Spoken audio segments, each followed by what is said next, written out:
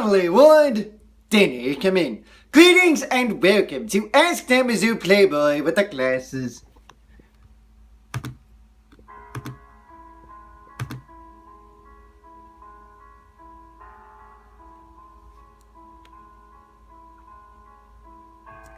What's your favorite flavor on popcorn? That's a very good question. And the answer is shut the fuck up.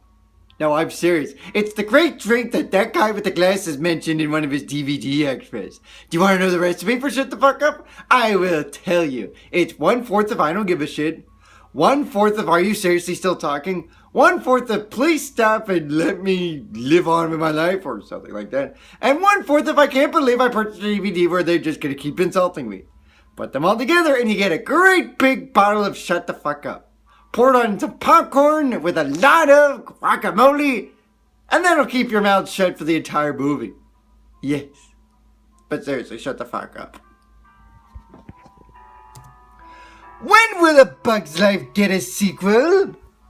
A Bug's Life will never get a sequel because it's the only Pixar movie that actually had a true ending that will not carry over to the next one. Now, if you're looking for a Pixar movie that will need a sequel, seeing as how Finding Nemo just recently got one, I prefer The Incredibles. The Incredibles left with the mole digger about to claim his property on the land, and then the Incredibles start to save the day, and that's when the movie ended.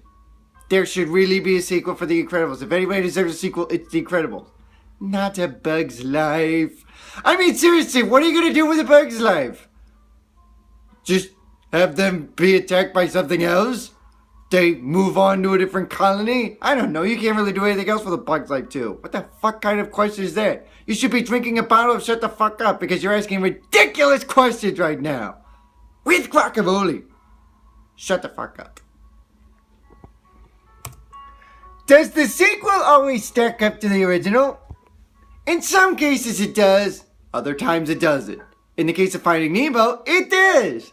You wanna know why? Because they do a really good job of building up from the original and continuing on a plot where, well, I won't give too much away, but in any case, Dory finds her parents. Aha. But in any case, it does stack up to the original.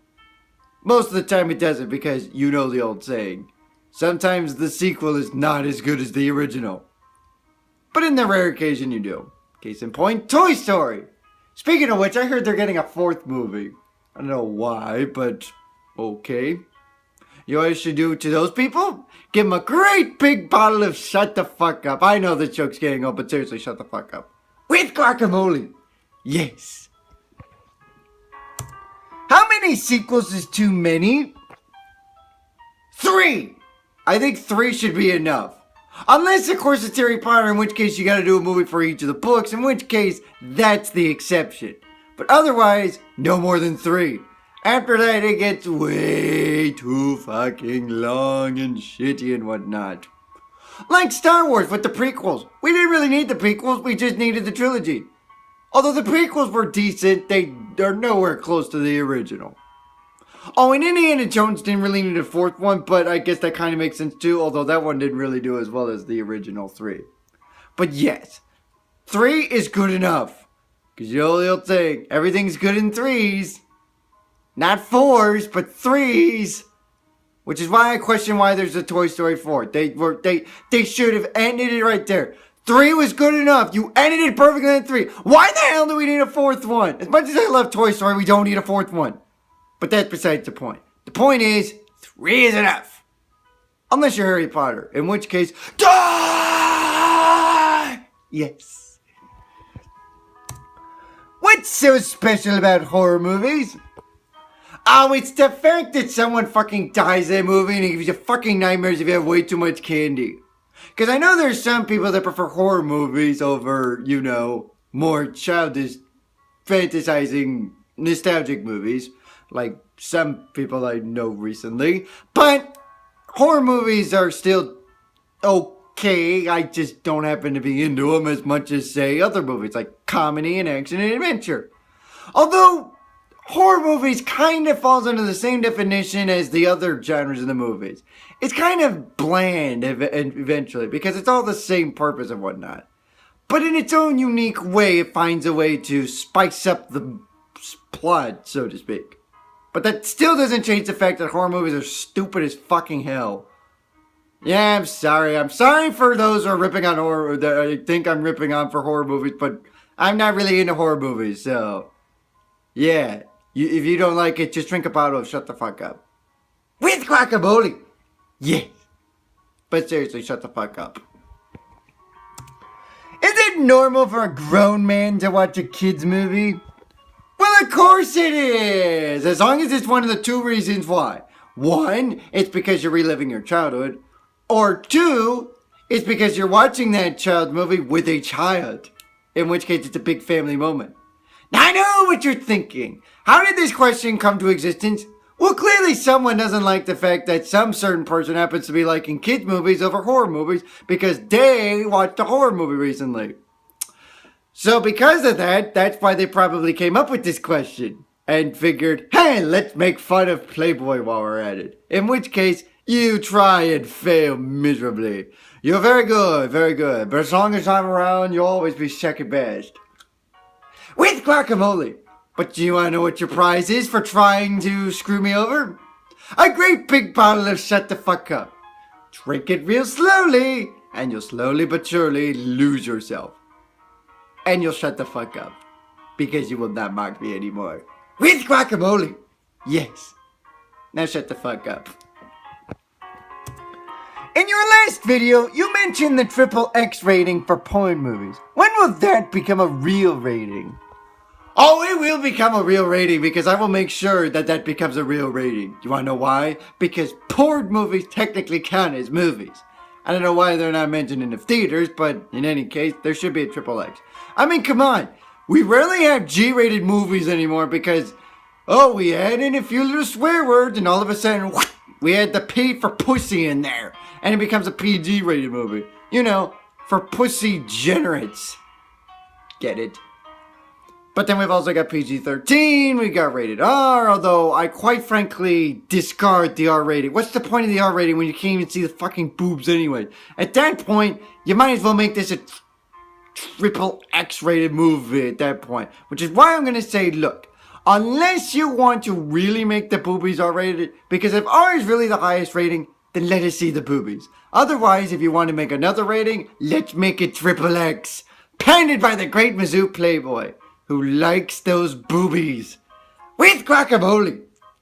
And for those who don't like it, you can drink a nice big bottle to shut the fuck up. I won't go into detail anymore because you could probably figure it out by now because that's been the whole purpose of this video. With guacamole. But seriously, shut the fuck up. Unless, of course, you approve the XXX rating, in which case, giggity, giggity, giggity, giggity, giggity, giggity. If you were to direct a movie, what would the plot be, and who would star in it? Oh, now that's a dream job for me. It would totally be a porn movie, starring the great Hugh Hefner. As well as, let's see, who else would I put in that movie? It's gonna be some chicks in there.